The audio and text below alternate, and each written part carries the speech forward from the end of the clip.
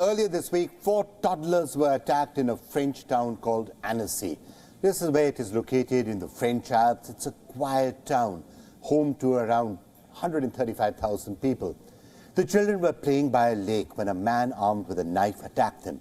This happened in broad daylight around 9:45 in the morning. At least 4 children were injured, all of them very young, around 3 years or less. Who would stab a small child like that?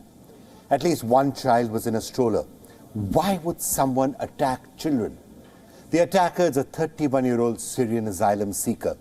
He's had refugee status in Sweden for 10 years and now apparently wants refuge in France.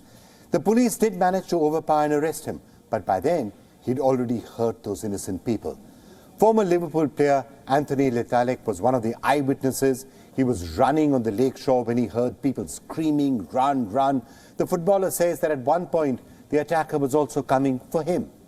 Et je vois tout d'un coup, je vois des dizaines de personnes qui courent.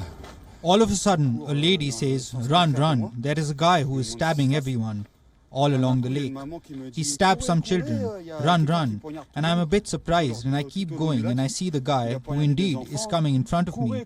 He's on the grass. The cops are right behind, about 5 or 10 meters behind him. And who can't catch up with him? So I move out of the way a little and I see him going straight towards men and women and he attacks. He attacks the old guy. He stabs him once. The cops are behind him. The cops are behind him, but they can't catch up with him.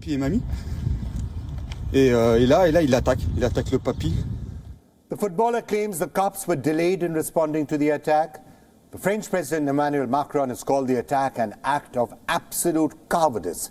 The French Parliament was actually in session during this attack, and the President of the National Assembly informed the Parliament and the lawmakers observed a minute of silence to mark the incident. Je souhaitais faire une intervention à la fin de la discussion générale. I wanted to intervene at the end of the general debate. There was an attack and there are several people wounded. We don't know how much more. We don't have many more pieces of information. There are very young children who are in a state of emergency. I invite you to respect 1 minute's silence for them. Il y a de très jeunes enfants en bas âge qui sont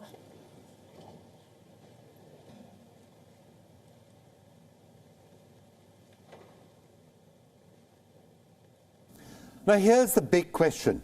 Will this week's attack change France's approach towards refugees and asylum seekers? You see, this isn't the first time that a refugee is making headlines for the wrong reasons. In 2020, a Chechen refugee beheaded a teacher near his school in Paris. This too happened in broad daylight. The Charlie Hebdo magazine attack in 2015 made France sit up and take note of what was widely described as radical Islam making its inroads into France. The very same year, there was also an attack on Bataclan Concert Hall. In 2016, a cargo truck was driven into a crowd celebrating Bastille Day in Nice. So we're back to the question, will this week's attack change France's approach towards refugee and asylum seekers? And joining me to discuss this is Anne-Elisabeth Moutet, columnist of the London Telegraph. She's actually in the south of France. And thank you so much for joining us.